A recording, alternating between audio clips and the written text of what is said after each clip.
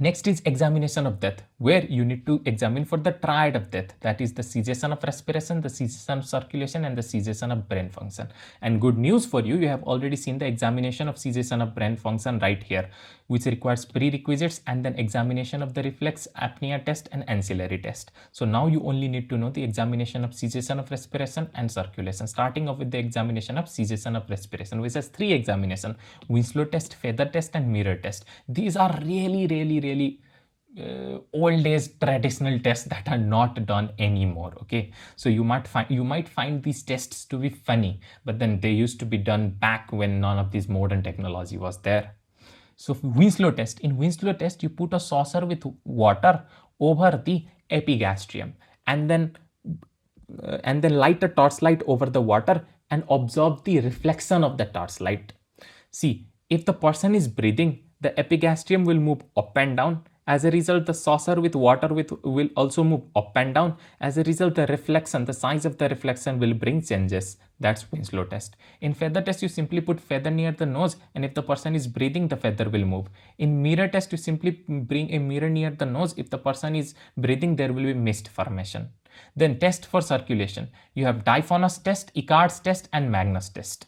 Diaphonous test. In Diaphonous test is also referred to as trans-illumination test. In a dark room, you make a fist with the hand of the dead person and then light a torchlight.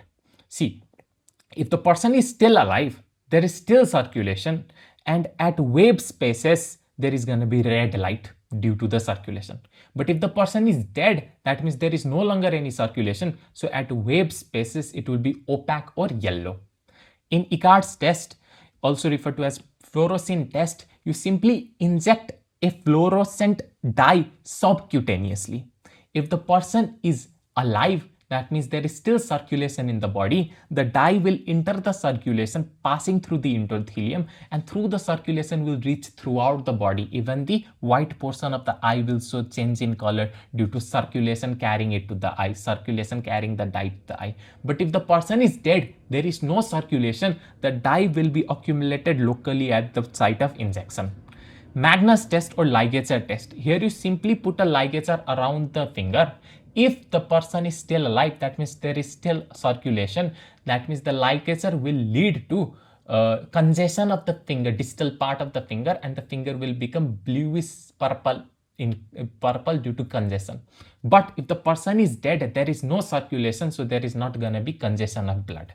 And with that, we are done with the test as well, and we are done with thanatology. Now you know the basics of death. You know what death is, the cause of death, the manner of death, the mode of death, the brain death, the tests of various death. Now you are ready for movie, that is postmortem changes coming next.